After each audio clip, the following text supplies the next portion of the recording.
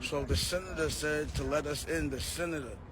And they saying no to the senator because they don't want us to see what's going on now. It's like a criminal saying, I know I'm going to get arrested if you come up here, but that's not what we on.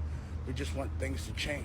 Illinois U, Center, Chicago, situation where they're torturing our kids, modern day, medieval torture. Got these kids taking showers and drinking out of mop buckets next to molded water with mice running around. Yeah. And if they say something, they got the nerve to put a kid in the room and pull his dreads out with their hair, with their hands, and then they not educating, they drugging them up.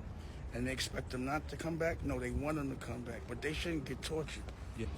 Some of these kids ain't seen the light of day, they ain't been outside in over a year. This is a warehouse, look at this shit. It ain't no windows. It ain't no windows. And we tried, like literally the senator told them to let us in. A representative of the senator is here, like, yo, the senator said let me in. Let us in, we arranged it. All they did was call the police on us. We got doctors out here, principals out here. Yes. While we talking about other people's problems and bullshit, we have real situations where our children are being tortured and trained to come back. Again, and I wasn't trying to call out no names. What was homie's name that wouldn't let us in? Assistant Superintendent Hurley. He's responsible. Will not for let us in. Building being in a condition He might be the one. So me, I know where I'm from. It just sounds like somebody cooking the books, and I'm gonna say allegedly, so I don't get a lawsuit. But that's just what it looks like.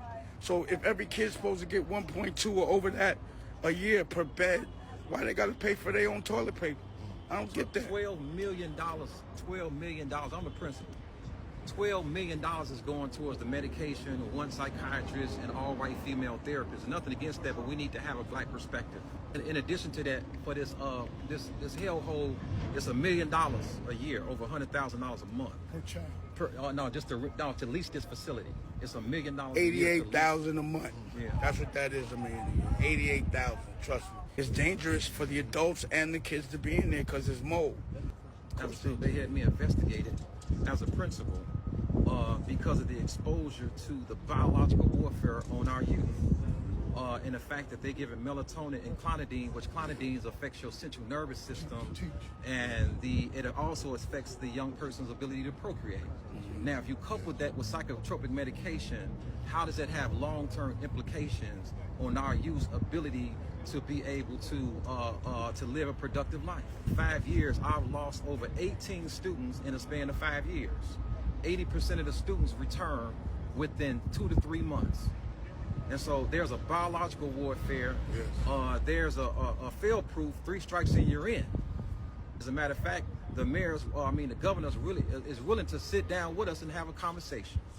And all we want is to have a conversation. We want to have oversight from now on that this will never happen again. It's a youth that transferred from RYC Harrisburg. He came here and they pulled his braids out his head. I thought he had wingworm, but they pulled his braids out his head. Another youth from RYC Harrisburg, which I'm asking the governor to launch an investigation because a youth that transferred to our facility was beat with handcuffs, uses brass knuckles. As a human being, you can't look the other way for a check. If you're a human being and you see children getting beaten, mistreated, and you look the other way, what kind of person are you? So this is just him being human. You know what I mean? So kudos to Dame Dash, because Dame Dash and I met at off school grounds, and I want to give a shout out to the president who came from New York in a day. Right. So we're bringing the president of the OSG and to come and just tell us what you could do to make this better, but you won't even let us in the door. But somebody tell somebody, man, like y'all making it hot for yourself. I wasn't saying no name. Right. I just wanted to get fixed. Right. But I'm not gonna sit there and let you do that to our kids. I got kids. Right. And those kids, the way they traumatize, it makes a kid that's not traumatized when they around them, they gonna be traumatized. So if your kid ain't going through nothing, you don't want him to go through something by some kid that is going through something. So keep yourself safe. You can't ignore this until you don't ignore this till this is your child. We wonder why there's a cycle that keeps going on and on and on. It's intentional. Anything, it's doctors, there's politicians, they're not dumb. Any cycle that happens over and over again is done on purpose. So we coming in with a solution and they're not letting us in, and it just makes things suspicious. And we gotta call your name and we just wanna know why. That's true. Ain't nobody beefing, we ain't gotta beef. There ain't those times. You know what I mean? It's just making and bringing awareness. I want your kids to ask you how you keep that job. Why you didn't? If you got a child, why you didn't let them in? Your kid should ask you that. But if we could bring the awareness here, hopefully we make it hot for everybody. But y'all can't keep torturing our kids just so that you could keep those beds filled. You know, a hotel, people want return customers. This is independent sector. This ain't nothing but a hotel without windows. They want return customers. And it's not safe to walk in there because of the mold. You know, people die from that. But having to drink water out of a moldy mop bucket is demeaning. A kid should never have to think that it's all right to use. It's not. You don't even make a dog drink out of a dirty mop bucket. Fred Hampton Jr. Fred Hampton Jr. Now you know this is real. Literally a few blocks, like 4 or 5 blocks away from where Chairman Fred and the 15th Lamar Clark were assassinated at, like literally right around the corner. Yeah, right here in this concentration camp. I can't use the states too how to use some euphemisms. You dig? You know what I'm saying? I know a lot of times people hear about the crime going on with it has become infamously known as Chirac. The machine manufactured Chirac. Similar to the way that the British tried to force China to become a nation of junkies, they forced medicate these youngsters up in here. You know what I'm saying? You go back and check a lot of these cases, as opposed to having a reactionary response. A lot of these children out here, people just think they just send these bad, so on and so forth. Go check the resume. They forcibly medicate them up in here, put them back on the streets. Then they had to suffice with some sort of street medication. You know what I'm saying? They trying to produce a nation of junkies. You know what I'm saying? You hear the horror stories about Harrisburg and other places.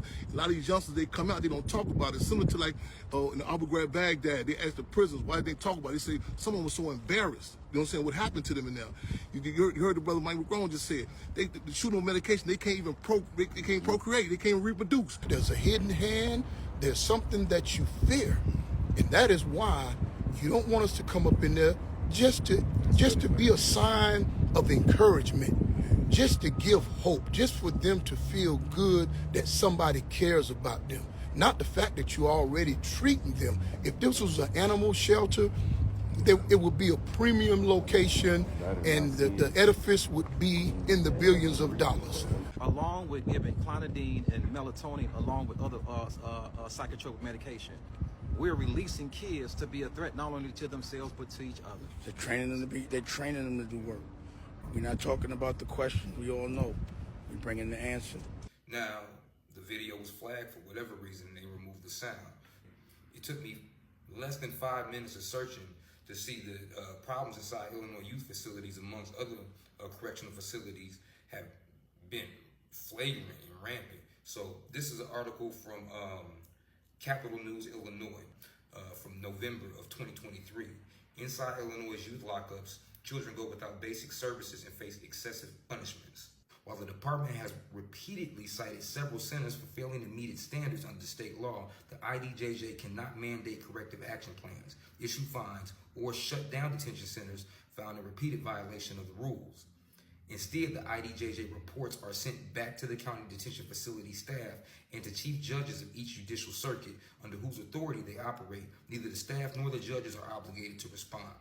IDJJ shares oversight with the Youth Detention Center, with the Illinois Supreme Court. The High Court's administrative arm implemented its own set of standards for the facilities in 2022 and started conducting reviews later that year.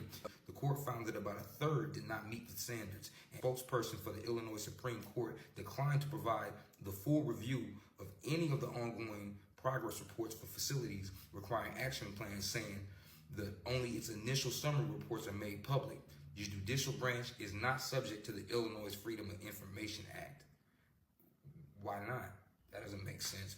Juvenile justice experts and advocates for incarcerated youth in Illinois say weak oversight of the facilities need the attention of lawmakers and policy experts. News organizations have revealed about the failures of Illinois officials to put an end to the poor treatment of vulnerable populations held in facilities, even when problems are well documented.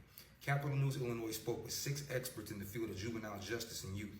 Equip for Equality Illinois' federally designated legal aid organizations for people with disabilities called on policymakers to reform the oversight system, given the long-standing and serious pervasive problems inside the facility statewide. We don't have any kind of oversight and quality improvement for kids that are in custody in the facility. I don't understand, said Hunter Hurst, director of the National Center for Juvenile Justice. IDJJ Director Heidi Mueller said in an interview that she agrees that the agency is limited in what it can do if a county's chief judge can't or won't enforce compliance. Only the Illinois General Assembly has the authority to change the oversight structure.